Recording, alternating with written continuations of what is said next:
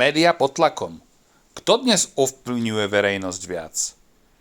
Dôvera verejnosti v médiá aj politikov sa v posledných rokoch výrazne mení. Stále viac ľudí sleduje sociálne siete, nezávislé komentáre alebo alternatívne zdroje informácií. Otázkou dnes je, kto má väčší vplyv na verejnosť. Politici, médiá alebo internet. Ešte pred niekoľkými rokmi dominovali televízie a veľké médiá.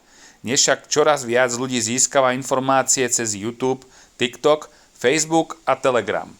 Mnohí tvrdia, že internet priniesol väčšiu slobodu názorov, iní naopak upozorňujú na chaos, polarizáciu a šírenie neoverených informácií. Diskusia sa vedie aj o tom, prečo časť verejnosti prestáva dôverovať tradičným médiám. Niektorí ľudia hovoria o jednostrannosti alebo o tom, že v médiách chýba širšia diskusia. Na druhej strane zaznievajú názory, že sociálne siete často pracujú s emóciami viac než s faktami. Práve preto sa informačný priestor začína výrazne meniť. Politici si dnes veľmi dobre uvedomujú silu sociálnych sietí. Krátke videá, silné titulky a virálne príspevky dokážu osloviť obrovské množstvo ľudí za niekoľko hodín. Aj preto sa politická komunikácia postupne presúva viac na internet, než do klasických televíznych debát.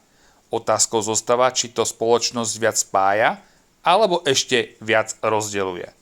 Veľká diskusia sa dnes vedie aj o tom, kto vlastne formuje verejnú mienku. Sú to politici, novinári, influenceri alebo samotné algoritmy sociálnych sietí. Práve algoritmy dnes často rozhodujú o tom, čo ľudia uvidia ako prvé a aké témy budú rezonovať najviac. Je preto jasné, že informačný priestor sa výrazne mení a spolu s ním aj spôsob, akým ľudia vnímajú politiku a spoločnosť. A čo si o tom myslíte vy? Majú dnes väčší vplyv médiá, politici alebo sociálne siete? Napíšte svoj názor do komentára. Ak vás zaujíma politika, spoločenské témy a aktuálne dianie, nezabudnite dať odber.